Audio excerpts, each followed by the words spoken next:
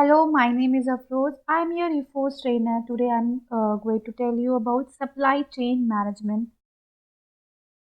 Supply chain management is a centralized management of flow of goods and services, include all the process that transport the raw material into final. Supply chain में एक process होता है, centralise function होता है। जैसे मैं बोलूँ कि जब प्रोडक्ट बनता है या मैन्युफैक्चर होता है, या अगर मैं एक राइस की बात करूँ तो जब राइस उगता है, जब उसको लैंड पे या ज़मीन पे उगाया जाता है, तब से लेकर जब कंज्यूमर उसका यूज़ कर लेता है, कस्टमर उसको कंज्यूम कर लेता है, ये पूरे ही प्रोसेस को ही हम सप्लाई चेन मैनेजमेंट कहते हैं। अगर मैं बात करूँ एक कोल्ड ड्रिंक की, तो कोल्ड ड्रिंक मैन्युफैक्चर होती है जहाँ पे उसका मैन्युफैक्चर यूनिट है जहाँ पे बनता है, वहाँ से लेकर कंज्यूमर उसको कंज्यूम करता है, ये उस प्रोसेस की बात कर रहा है। कॉन्सेप्ट क्या है सप्लाई चेन मैनेजमेंट का, कि जो भी रॉ मटेरियल है, जैसे मैंने अगर राइस की बात करी, तो रॉ मटेरियल उसको मतलब ज़मीन में जो चावल है वो उगाया गया, फिर वो कंपोनेंट्स मतलब जो भी उसकी धुलाई या काटने का जो फंक्शन है वो हुआ, ठीक है।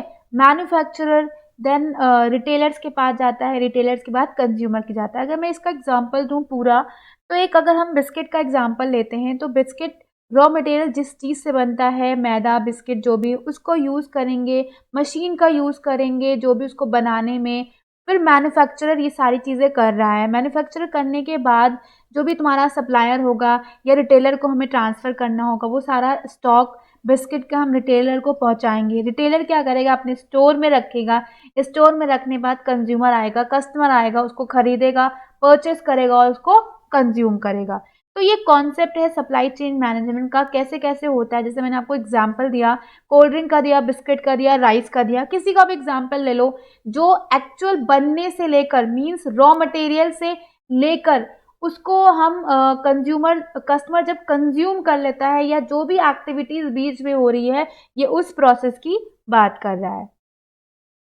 फीचर क्या है, इंटीग्रेटेड बिहेवियर। ऑब्वियस बात है, कोई एक इंसान काम नहीं कर रहा है, यहाँ बहुत सारे लोग हैं जो मिलकर काम कर रहे हैं, म्यूचुअली इन्फॉर्मेशन शेयर कर रहे हैं। अगर मुझे एक रिटेलर को बिस्किट चाहिए 200 पीसेज, 300 पीसेज, तो कहीं ना कहीं वो अपने डिस्ट्रीब्यूशन को बोल रहा है, डिस्ट्रीब्यूशन अपने सप्लायर को बोल रहा है, सप्लायर मैन्युफैक्चरर को बोल रहा है, मैन्युफैक्चरर उसको बना रहा है। तो एक इंडिविजुअल पर्सन नहीं है, बहुत सारे पर्सन मिलकर इस काम को कंप्लीट कर रहे हैं, कॉपरेशन हो रहा है। जब तक कॉपरेशन नहीं होगा, काम कंप्लीट नहीं होगा, क्योंकि एक इंडिविजुअल का काम नहीं है। जैसे आपको पिक्चर में भी दिख रहा है कि consumer, producer, then producer, supplier, मतलब पूरा ही प्रोसेस हो रहा है कि कस्टमर को एक प्रोडक्ट की ज़रूरत पड़ती है तो रिटेलर को बोलता है, रिटेलर के पास अगर नहीं है तो रिटेलर कहाँ बोलेगा, अपने सप्लायर्स को या डिस्ट्रीब्यूशन सेंटर को जहाँ से उसका प्रोडक्शन या जो भी उसका प्रोडक्ट आ रहा है। सप्लायर मैन्युफैक्चरर को बोलेगा जहाँ पर प्रोडक्शन हो रहा है। फिर मैन्युफैक्चरर क्या करेगा, रॉ मटेरियल कंबाइन करेगा, जो भी कंपोनेंट उसको यूज़ होने हैं वो यूज़ करेगा, फिर एक प्रोडक्ट बनता है। प्रोडक्ट बनने के बाद फिर जो भी प्रोसेस है, जो भी एक्टिविटीज़ फॉलो करते करते करते वो कस्टमर के पास पहुँचता है, कस्टमर खरीदता है और कस्टमर को यूज़ करता है।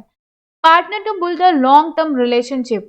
जो भी पार्टनर्स होते हैं उनके बीच में अच्छा रिलेशनशिप बन जाता है, क्योंकि वो सारा ही काम मिलकर कंप्लीट कर रहे हैं। ऑब्जेक्टिव क्या है सप्लाई चेन मैनेजमेंट का, सर्विस ओरिएंटेशन, कि कस्टमर को हम प्रॉपर तरीके से सर्विस दे सकें।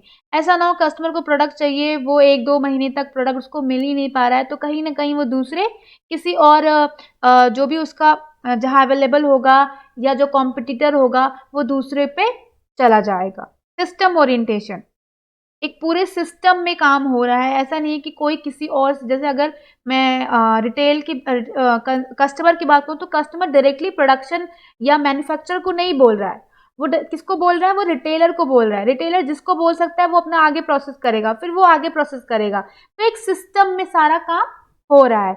एफिशिएंसी है, ऑब्वियस बात है, कस्टमर को जो प्रोडक्ट चाहिए वो टाइमली उसको मिल रहा है।